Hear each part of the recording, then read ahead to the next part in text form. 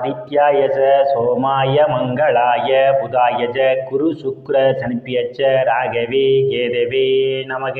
உலகை கட்டி காக்கும் பரமேஸ்வரன் பார்வதியின் திருவருளால் அனைவரும் நலமுடன் வாழ இந்த எல்லாம் வல்ல இறைவனை வணங்கி நேயர்கள் அனைவருக்கும் எனது அன்பான வணக்கங்களை தெரிவித்துக் கொள்கின்றேன். இன்றைய பதிவிலே நாம் பார்க்க இருப்பது மாசி மாதத்திற்கான ராசி பலன்கள். முதலில் கிரகங்களின் நிலைகளை பற்றி பார்க்கலாம். மாசி மாதம் 1ஆம் தேதி வாக்கிய பஞ்சாங்கத்தின்படி கிரகங்களுடைய நிலைகள். மிதுன ராசியிலே குரு பகவான் பயணம் செய்து கொண்டிருக்கிறார். சிம்ம ராசியிலே கேது பகவான் பயணம் செய்து கொண்டிருக்கிறார். மகர ராசியிலே செவ்வாய் பகவான் பயணம் செய்து கொண்டிருக்கிறார். கும்ப ராசியிலே சூரிய பகவான், புதன் பகவான், சனி பகவான், ராகு பகவான், சுக்கிர பகவான் 5 கிரகங்களும் பயணம் செய்து கொண்டிருக்கிறார்கள். இம்மாதம் 3 கிரகங்கள் இடப்பெயர்ச்சி ஆகின்றன. மகர ராசியிலே பயணம் செய்து கொண்டிருக்கின்ற செவ்வாய் பகவான் மாசி மாதம் 9ஆம் தேதி கும்பராசிக்கு இடப்பெயர்ச்சி ஆகிறார். கும்பராசியிலே பயணம் செய்து கொண்டிருக்கின்ற சுக்கிர பகவான் மாசி மாதம் 19ஆம் தேதி மீன ராசிக்கு இடப்பெயர்ச்சி ஆகிறார்.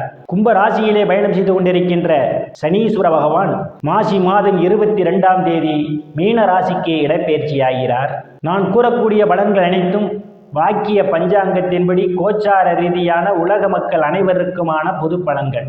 உங்களுடைய சுய சாதகத்தில் கிரகங்கள் இருந்த நிலைமையும் தற்போது நடக்கக்கூடிய தசாபுத்தியும் கணக்கில் எடுத்துக்கொண்டு பலன்கள் எடுக்கும் போதுதான் துல்லியமான பலன்களை எடுக்க முடியும். உங்களுக்கு துல்லியமான பலன்கள் நீங்கள் தெரிந்து கொள்ள விரும்பினால் உங்களுடைய பெயர், பிறந்த தேதி, பிறந்த நேரம், பிறந்த ஊர் ஆகியவற்றை எனது வாட்ஸ்அப் எண்ணிற்கு அனுப்பி வைத்து பலன்களை தெரிந்து கொள்ளலாம். உரிய கட்டணம் செலுத்தி வாருங்கள், ராசிக்குள் போகலாம். ராசியில எந்தவித கிரகங்களும் இல்லை. ராசியை சனி பகவான் பார்வையிடுவதால் உங்களுடைய வேகம் குறைந்திருக்கும். எந்த ஒரு செயலையும் இன்று செய்யலாம், நாளை செய்யலாம் என்று தள்ளிப்படுவதற்கான ஒரு சூழல் உண்டு.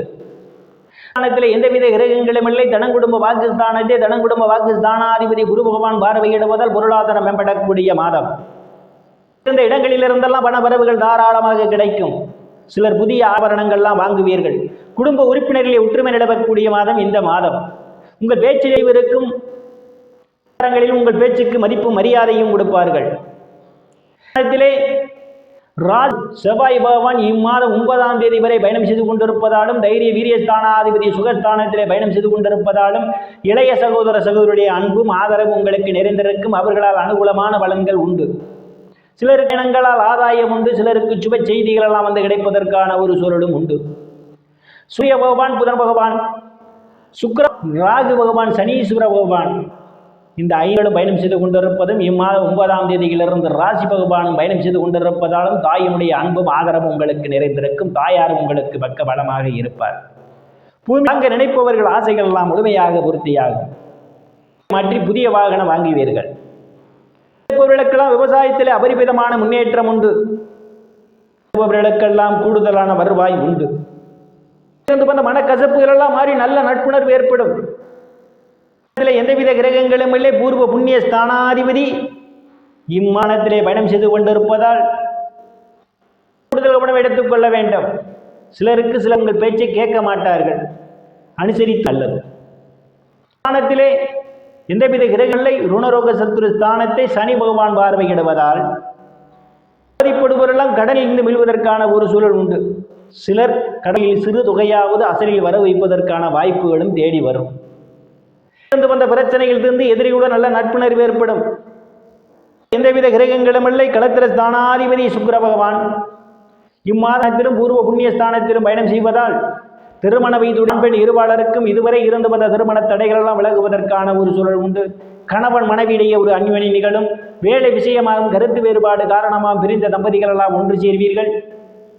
கூட்டுபவர்களெல்லாம் கூட்டுத் தொழிலிலே அபரிமிதமான முன்னேற்றம் உண்டு.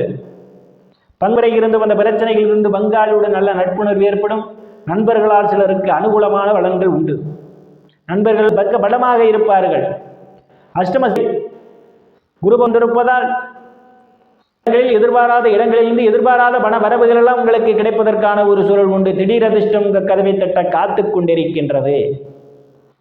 கிரகங்களும் இல்லை. பாக்யாதிபதி தனங்குடும்ப பாகிஸ்தானத்திலே இம்மாதம் 1ஆம் தேதி பயணம் செய்து கொண்டிருப்பதால் தந்தை ஆதரவு உங்களுக்கு நிறைந்திருக்கும். தந்தை உங்களுக்கு பக்க பலமாக இருப்பார்.